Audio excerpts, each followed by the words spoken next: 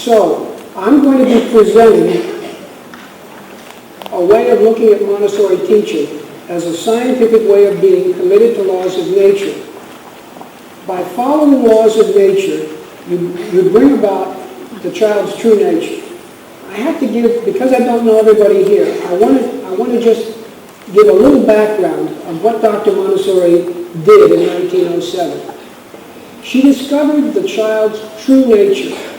And by that, I mean true, consistent with laws of nature, consistent with the present moment. And what she discovered, the qualities that came out of that discovery were what the children did, how they behaved. Their behavior was spontaneous self-discipline, love of order, perfect peace, perfect harmony, perfect obedience. Everything in complete order and complete presence in the moment, perfect being. Who would have thought that the child's true nature would have been that? Without any pressure, without any control. I mean true.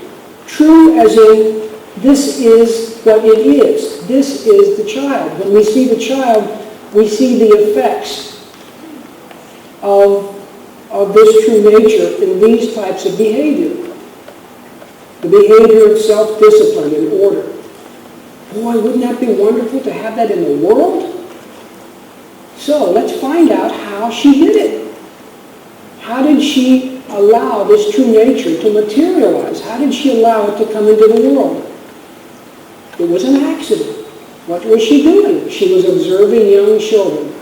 They happened to be a group of 2 to 6-year-old children. She was using a scientific education that Sagan and Itard had talked about. She was using self-teaching materials. She was giving them freedom to choose according to their own choice. And she was observing what they were doing in that condition. And in doing that, she made this discovery. The problem is that she did not understand exactly what type of or how that observation was being conducted.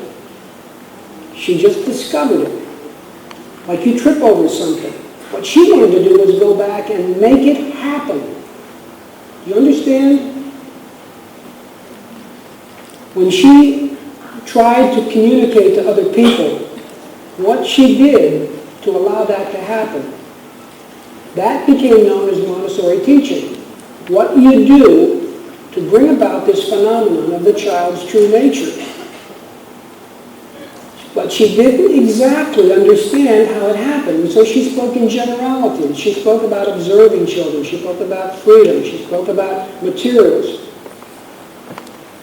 And that's been the trouble. That's been the problem in Montessori teaching. So people have adopted limited versions of it. They've taken the culture, they've taken their personalities, or Dr. Montessori's personality, and they've used that as the context or the way of being to observe and to give freedom. But the way freedom is viewed in the culture, or the way we observe in a conventional reality, the way we ordinarily observe, is not what she was doing.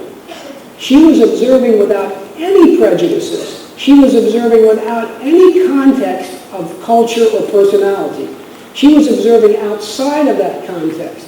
She was observing in a way that she didn't know. And so she avoided talking about it. She said she didn't have a method. And so people went off and took the parts of what she was doing on the surface and called that Montessori. People struggled with how do you bring about the child's true nature. That was what I started. That was the problem that I had when I first started teaching. The books don't tell you. In 1979, I discovered what it was that she was doing. I started the International Montessori Society. Tried to communicate that to other people. Found I could communicate it, but people can't hold on to it. The reason is they can't follow laws of nature directly. They need a technology. They need some means to guide them, some imperfect way that will get them there. In 2003, I discovered what that technology was. It was a surprise. I'm going to give that to you today. So you can go out and do the experiment that Dr. Montessori did, but you won't be doing it unconsciously. or accidentally. You will be doing it intentionally, just like a scientist, in an objective, reliable way. Because following the technology is the functional equivalent of following laws of nature. You follow the technology, it's a close enough approximation that it will get you there as a process. So Montessori teaching, for me, the way I talk about it, is a scientific way of being committed to laws of nature. So we're going to